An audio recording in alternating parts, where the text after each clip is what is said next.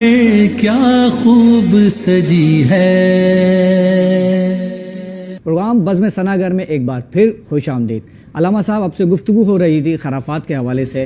اچھا، جلسے اور ریلیوں کے علاوہ بھی اب میں دیکھتا ہوں کہ محفل نعت میں بھی کچھ بگاڑ پیدا ہو رہا ہے۔ معذرت کے ساتھ ناظرین، میں محفل نعت کے بالکل خلاف نہیں ہوں، اور جو لوگ مجھے قریب سے جانتے ہیں ان کو معلوم ہے کہ میری زندگی کا ایک بڑا حصہ فروغ نعت کے لیے گزرا ہے۔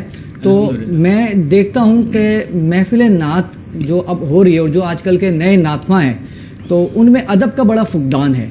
اس حوالے سے آپ کیا کہیں گے؟ دیکھیں، نعت رسول مقبول صلی اللہ علیہ وسلم ایک عظیم اللہ تعالیٰ کی عبادت ہے۔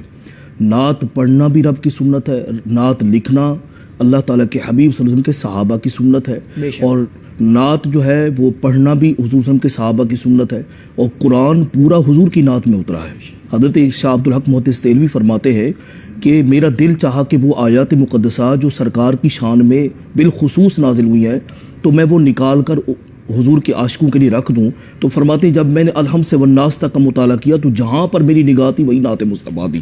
پورا قرآن ہی حضور کی نعت ہے، اور حضور کی نعت سے تو یقیناً ہماری روحانی غذا ہے، ہمارا روحانی سکون ہے۔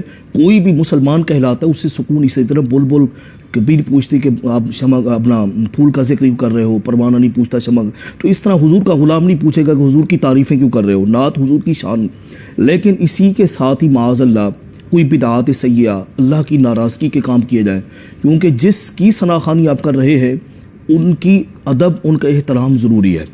نبی اکرم صلی اللہ علیہ وسلم کی ذات گرامی سب سے زیادہ ادب کے قابل، لکھتے ہیں علماء کرام، لکھتے ہیں ادب گاہیست زیر آسماں از عرش نازک تر، نفس گم کردہ می آیت جنید و بایزیدی جا، کہ یہ وہ جگہ ہے جہاں پر بڑے بڑے لوگ اپنی سانس لینا بھی جو ہے نا، وہ سانس لینے کو بھی بے ادبی کو سمجھتے ہیں۔ تو با ادب با نصیب، بے ادب بے نصیب۔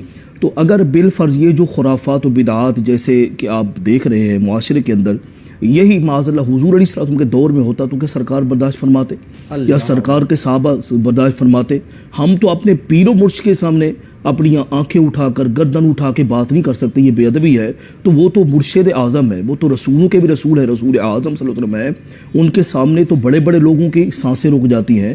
تو ہمیں چاہیے کہ اس دربار کا ادب کریں، اور ایسے لوگ اپنی ظاہری جیسے وضاقتہ بنا کے آتے ہیں، اپنی باطنی وضاقتہ بھی ایسی بنائیں جب تک کہ دل میں رسول اللہ صلی اللہ علیہ وسلم کا پیار نہیں۔ اعلیٰ حضرت نے 3 چیزیں لکھی نعت خان کے لیے۔ پہلی چیز یہ لکھی کہ نعت خان شرع کا پابند ہو، شریعت کا پابند ہو۔ نمبر 2 فرمایا کہ وہ نعت خان اس ثنا خوانی کو سمجھتا ہو کہ پڑھ کیا رہا ہے، اور تیسرے نمبر پر یہ لکھا کہ اس ثنا خوانی کو پڑھنے سے پہلے اس کے دل میں کوئی لالچ اور کسی طرح کی دنیاوی خواہش نہ ہو، صرف اور صرف محض اللہ کی اور اللہ کے رسول صلی اللہ علیہ وسلم کی خوشنودی کے لیے کرے۔ لیکن آج یہ ساری چیزیں ایک بالائے طاق میں رکھ دی جاتی ہیں، اور پھر اپنے مدعالق، اور پھر ایسے لوگ بھی ہیں جن کو شریعت کا پتہ نہیں ہے، اور وہ نعت خوانی تو کرتے ہیں لیکن نمازوں میں نظر نہیں آتے، عبادتوں میں نظر نہیں آتے، اور انہیں دینی مسائل کا بھی پتہ نہیں ہوتا۔ اور یہ میں خود بھی ایسے لوگوں کو جانتا ہوں جو باہر چلے جائیں گے اور وہ اپنی انسلٹ محسوس کریں گے دوران محفل اگر کسی عالم دین، اور مجھے افسوس ہوتا ہے کہ آپ 20 نعت خوان بلا رہے ہیں، اور ایک عالم دین جب بیان کرنے آتے ہیں تو پھر اسی دوران بھی سارے ثنا خوان باہر غائب، اور کوئی سگریٹ پی رہا ہے، کوئی جا کے ہوٹلنگ کر رہا ہے، کوئی گپے چپے لگا رہا ہے، اور فوراً وقت جب کھانا کا وقت ہوگا وہ فوراً پہنچ جائیں گے۔ تو دین پھر کیسے سیکھیں گے؟ اب دین سیکھنے کے لیے ضروری ہے، اللہ کا فرمان ہے وَمَنْ أَحْسَنُ قَوْلًا مِمَّنْ دَعَا إِلَى اللَّهِ وَعَمِلَ صَالِحًا وَقَالَ إِنَّنِي مِنَ الْمُسْلِمِينَ۔ فرمایا اس سے بڑھ کر کس کی بات اچھی ہے جس نے اللہ کی طرف بلایا اور نیک کام کیے اور یہ کہا کہ میں مسلمان ہوں۔ تو ہمیں تو چاہیے کہ ہم اگر یہ حضور کی محبت کا پیغام دے رہے ہیں، اس وقت تک اثر نہیں ہو سکتا جب تک ہم خود اس کے جو ہے وہ مستاق نہ ہوں، جب تک وہ بات ہمارے اوپر صادق نہ آئی۔ یا ایھا الذین آمنوا لم تقولون ما لا تفعلون، اے ایمان والو وہ بات کیوں کہتے ہو جس پر تم عمل نہیں کرتے ہو۔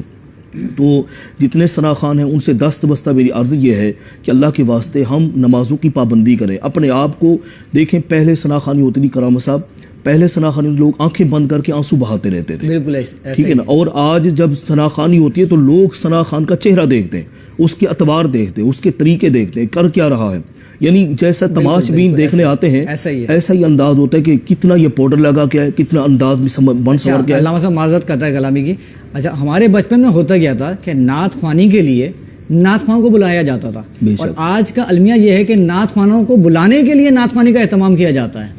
بالکل بالکل، یہ تو اللہ معافی کرے، اللہ تعالیٰ بہرحال ہدایت عطا فرمائے ہمارے معاشرے کے اندر۔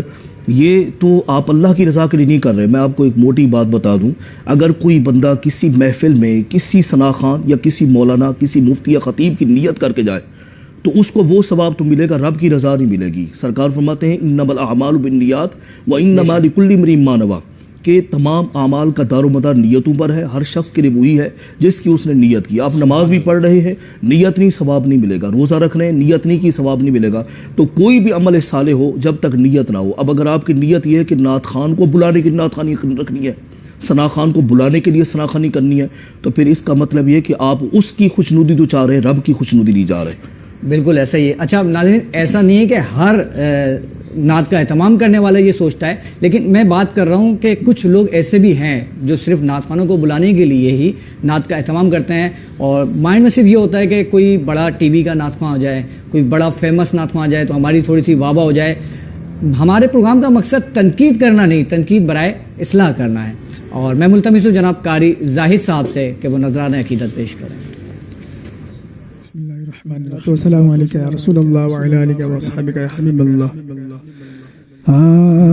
یا نبی نسخہ تسخیر کو میں جان گیا، یا نبی نسخہ تسخیر کو میں جان گیا، یا نبی